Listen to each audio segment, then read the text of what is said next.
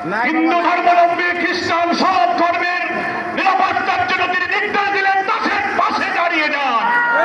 জামাত শিবিরের কর্মীরা তাদের ধর্মীয় প্রতিষ্ঠানগুলো পাহারা দিতে শুরু করেছে।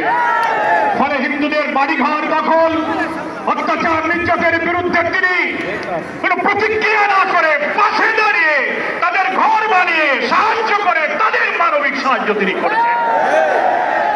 আমার প্রিয় নেতা হচ্ছে জাতীয় মানবিক নেতা। তিনি বাংলাদেশে মানবিক সমৃদ্ধ বাংলাদেশের জন্য একটি জাতীয় ঐক্যের ডাক দিয়েছেন।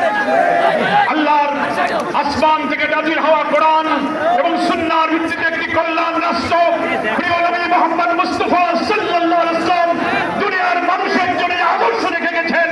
সেই আদর্শকে ভিত্তি করে চলমান সভ্যতা প্রয়োজন চ্যালেঞ্জকে সামনে রেখে আমরা একটি কল্যাণ, একটি সুশাসনের রাষ্ট্র কায়েম করতে চাই। তাই আসুন ডাক্তার শফিকুর রহমানের তাকে সাড়া দিয়ে জুলাই অভ্যুত্থানের চেতনাকে ধারণ করে আগামী নির্বাচনে দাঁড়িপাল্লার পক্ষে তরুণ প্রজন্মের প্রথম ভোট দাঁড়িপাল্লার পক্ষে হোক।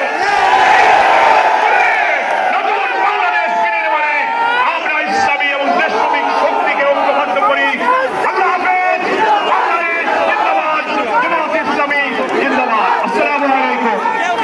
সংগ্রামী ভাই এবং বন্ধুগণ, আজকের ঐতিহাসিক জাতীয় সমাবেশে এখন বক্তব্য রাখবেন জাতীয় সংস্কার কমিশনের যিনি আমিরে জামাতের প্রতিনিধি হিসাবে ঐতিহাসিক ভূমিকা পালন করছেন, বাংলাদেশ ইসলামী ছাত্র শিবিরের সাবেক মেধাবী কেন্দ্রীয় সভাপতি, বাংলাদেশ জামাত ইসলামীর